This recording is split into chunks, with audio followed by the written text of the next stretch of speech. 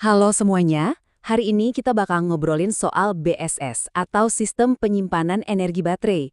Nah, ini adalah salah satu teknologi paling krusial yang lagi ngebentuk masa depan energi kita.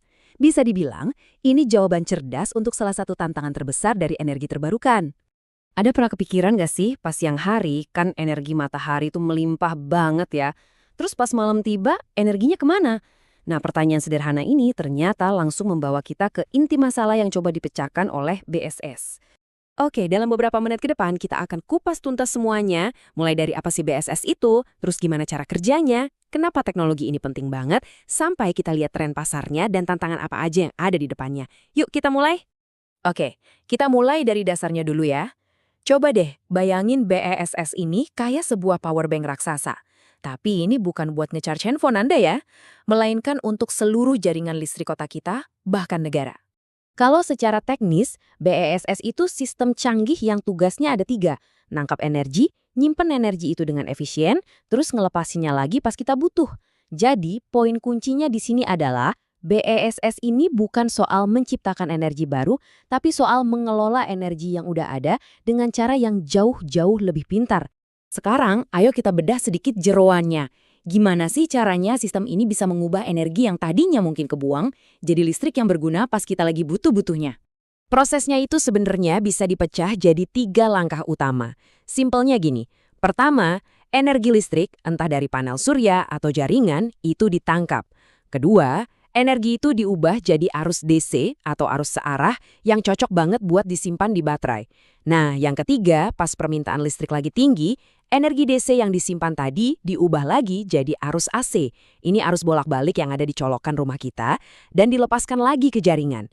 Siklusnya kelihatannya sederhana, tapi dampaknya itu loh luar biasa. Nah, di balik proses tadi, ada 3 komponen utama yang bekerja sama. Pertama, ada sistem baterai, biasanya lithium-ion, yang jadi wadah penyimpan energinya. Terus, ada sistem manajemen, ini otaknya, yang mastiin semuanya jalan efisien dan aman. Terakhir, ada sistem konversi daya, yang tugasnya kayak penerjemah, bolak-balik ngubah arus dari AC ke DC dan sebaliknya. Ketiganya ini harus kerja bareng dengan sinkron. Oke, kita udah tahu BESS itu apa dan gimana cara kerjanya. Sekarang pertanyaan terbesarnya, kenapa sih teknologi ini penting banget? Apa dampak nyatanya buat kita semua? Disinilah BESS benar-benar nunjukin kekuatannya. Teknologi ini yang bikin kita bisa nyimpen energi matahari buat dipakai malam hari. Dia juga bisa menstabilkan seluruh jaringan listrik, jadi kayak peredam kejut gitu buat pasokan listrik kita. Nggak cuma itu, BSS bisa bantu nurunin tagihan listrik dengan nyuplai daya pas beban puncak, jadi cadangan listrik pas mati lampu, dan bahkan dukung stasiun ngecharge mobil listrik tanpa bikin jaringan jebol. Keren kan? Dengan semua manfaat ini, ya nggak heran kalau pasar BSS itu lagi meledak. Tapi, ya namanya juga teknologi baru yang transformatif, pasti ada aja rintangan yang harus dilewati. Coba lihat angka ini deh. Pasar BESS itu diproyeksiin bisa sampai hampir 52 miliar dolar di tahun 2031 nanti. Itu artinya pertumbuhannya lebih dari 20% setiap tahun.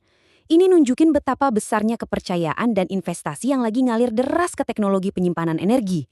Nah, slide ini ngasih kita gambaran yang jujur banget. Di satu sisi, trennya positif banget. Biaya baterai itu anjlok sampai 80% dalam 1 dekade terakhir, dan teknologinya makin efisien. Tapi di sisi lain, tantangannya juga nggak main-main. Biaya investasi awalnya masih tinggi, terus ada masalah regulasi. Ini bukan cuma soal birokrasi, tapi hal-hal nyata, kayak antrean panjang buat nyambungin proyek ke jaringan atau izin yang berbelit-belit. Belum lagi kita ngomongin soal rantai pasok bahan baku utama kayak lithium, dan isu lingkungan dari penambangannya. Jadi, ya, ini adalah arena yang bergerak cepat, peluangnya besar, tapi PR-nya juga serius. Kalau gitu, ayo kita lihat gimana masa depan BSS ini dibentuk, baik oleh inovasi di bidang keberlanjutan maupun dukungan kebijakan yang kuat dari seluruh dunia. Dan ini nih salah satu tren paling menarik, ekonomi sirkuler.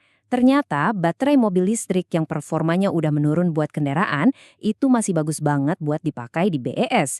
Diproyeksiin pada tahun 2025, 3/4 dari baterai mobil listrik bekas bakal dapat kehidupan kedua di sistem penyimpanan kayak gini, sebelum akhirnya nanti didaur ulang.